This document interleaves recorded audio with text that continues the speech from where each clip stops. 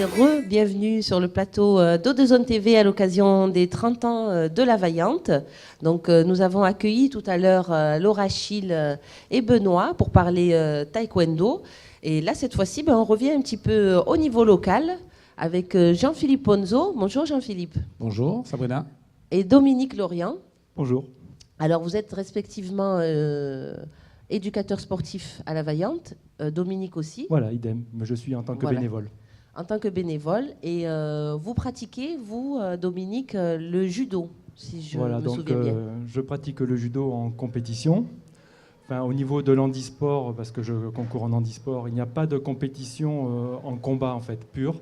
C'est simplement des challenges techniques. Et donc, j'en ai fait pendant 7-8 ans, où j'ai eu de la chance de finir à de très bonnes places, voire des premières places pendant 5, 6 ou 7 ans au niveau de ces compétitions. Et sinon, maintenant, je m'occupe aussi quand même toujours au niveau du judo, un peu moins en compétition, mais je m'entraîne quand même chaque semaine. Mais je suis aussi conseiller technique fédéral de judo handisport. Et à ce titre, j'essaye de développer cette discipline sur 4 départements provençal. D'accord. Alors, quelle est la spécificité quand justement on veut développer une activité handisport ? Quels sont les axes sur lesquels on doit être très méticuleux afin d'accueillir ce public qui demande quand même un accueil particulier ? Voilà, alors le judo c'est quand même assez particulier, c'est qu'en compétition, surtout au niveau des Paralympiques, quand on les regarde à la télévision, ce ne sont que des déficients visuels et non-voyants, et qui eux peuvent faire des combats où c'est une discipline à part entière.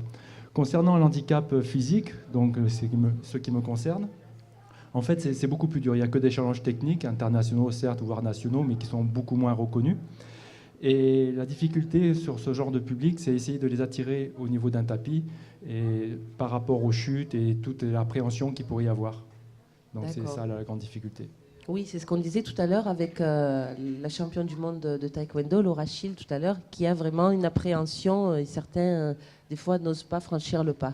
Voilà, donc c'est quelque chose, c'est pas un acte volontaire. Bon, c'est vrai que quand on a un souci d'ordre physique, après on se dit bon, vers quoi on va se tourner. On pense souvent à la natation, on va penser au tennis de table, on va penser à pas mal de sports qui certes sont très enrichissants. Mais le judo et tous ces sports de combat où il peut y avoir des coups, des chutes, c'est pas naturellement qu'on y vient. D'accord. Jean-Philippe, toi, tu es éducateur sportif à la Vaillante depuis quelques années maintenant. Ça va faire une vingtaine d'années. Ah oui, quand même, une vingtaine d'années. Donc on te connaît bien à Salon de Provence, Jean-Philippe. Tu es une personnalité, on peut dire, de salon. On peut dire ça. Oui. Parle-nous un petit peu de ton métier. Pourquoi tu as choisi d'être éducateur sportif à la Vaillante ? Alors au départ, je ne vais pas faire une remontée trop loin, mais en 87, quand je rentre en mairie, je rentre surtout dans une fonction sportive et éducateur de quartier. Et automatiquement, avec les activités que j'encadrais, j'ai eu notamment avec le tennis de table des personnes handicapées qui sont aussi venues s'inclure dans le club valide dont je m'occupais. Et ces personnes-là, pour les faire progresser, il a fallu aussi que je me rapproche d'elles sur des compétitions qu'elles faisaient en handisport pour pouvoir pallier aux entraînements, leur donner des entraînements par rapport à leurs défauts. Et donc, je me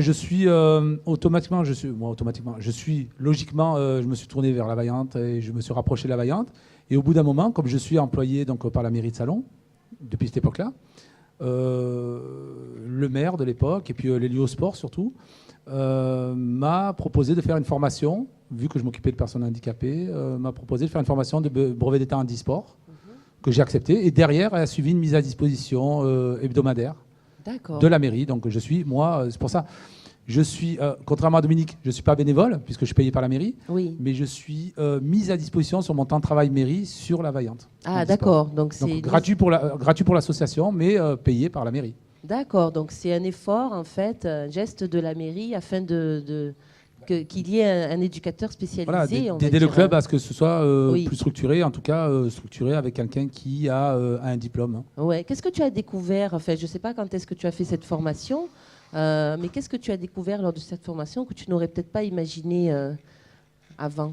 Justement, Dominique l'a abordé tout à l'heure. Ce que j'ai découvert, c'est qu'il peut y avoir des sports pratiqués par un ensemble de personnes avec des handicaps différents, mais qui sont après codifiés pour des handicaps spécifiques.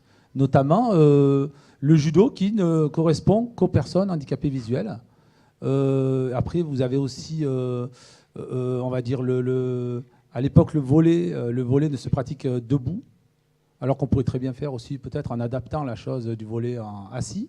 Après, bon, il y a certains sports qui ne correspondent qu'à certains handicaps. Et c'est ça que j'ai découvert finalement, que si tu veux, en compétition, les choses sont codifiées.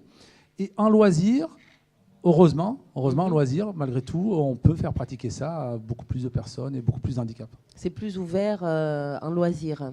Tout à fait, voilà, c'est ça. C'est beaucoup plus ouvert. Alors, parle-nous un petit peu de l'actualité de la Vaillante, à part cette grande fête aujourd'hui. Qu'est-ce qui se passe un petit peu à la Vaillante ? À la Vaillante, il se passe beaucoup de choses au niveau du sport, parce qu'à la Vaillante, il y a quand même une bonne dizaine d'activités différentes. Il y a de la musculation qui se pratique hebdomadairement. Il y a du tennis de table. Il y a aussi... c'est pas sympa, toi. Il y a aussi... On me fait des grimaces de loin. Il y a aussi de la natation. Alors la natation, on a eu une personne qui a été aux Jeux paralympiques il n'y a pas très très longtemps. Mais il y a la natation surtout qui se fait en loisir. Il y a du judo, il y a beaucoup de choses. Mais après, il y a peut-être bientôt du sports. taekwondo aussi. Voilà. Parce qu'il y a le Benoît qui disait qu'il avait envie de pérenniser la collaboration avec la Vaillante. Et nous, on espère vraiment qu'on puisse encore ouvrir d'autres activités. Mais ce qui se passe, c'est qu'après, ma mission perso, c'est pour ça que je suis un peu à la Vaillante, c'est vraiment pour m'occuper de personnes, de groupes. D'accord. Parce que beaucoup d'activités aussi à la Vaillante se pratiquent parce qu'il y a une personne qui en fait. Notamment Dominique au judo est un petit peu isolé et un petit peu seul, donc il essaye de son côté de ramener du monde. Oui. On a Eric Etienne, donc, qui a un très bon niveau en athlétisme et au lancer, mais qui est seul à le faire. Après, notre but, c'est laisser ouvert des activités avec une personne, mais en espérant qu'il y en ait d'autres qui viennent se greffer dessus, quoi. D'accord. Moi, je voulais vous dire à tous les deux que j'étais très admirative de vos parcours respectifs, de votre travail aussi. Je trouve que c'est très bien ce que vous faites. Un petit mot de la fin, peut-être, chacun, rapidement, parce qu'on me fait des signes là-bas en me disant qu'il faut couper. Un petit mot de la fin pour toutes celles et ceux qui vont nous regarder et qui n'osent pas peut-être franchir le pas, s'inscrire dans un club. Qu'est-ce que vous avez envie de leur dire aujourd'hui ? Le mot de la fin, moi, c'est comme je m'occupe de plusieurs activités, mais même du secteur valide, moi, souvent, ce que je dis aux gens, c'est vous passez la porte, vous venez faire une séance d'essai et puis vous verrez si ça accroche ou pas. Mais on n'est pas obligé non plus d'adhérer totalement. Venez faire une période d'essai et vous voyez vraiment ce qui vous convient, mais il ne faut surtout pas avoir peur de naviguer entre plusieurs activités, quoi, de ne pas forcément se croire définitivement coincé dans une activité. Merci Jean-Philippe. Dominique ? Pour conclure, un esprit sain dans un corps sain, et pour ça, il faut faire du sport. Voilà, ce sera le mot de la fin. Merci à vous deux. On se retrouve tout à l'heure avec deux nouveaux invités pour les 30 ans de la Vaillante à Salon de Provence avec O2 Zone TV. Merci.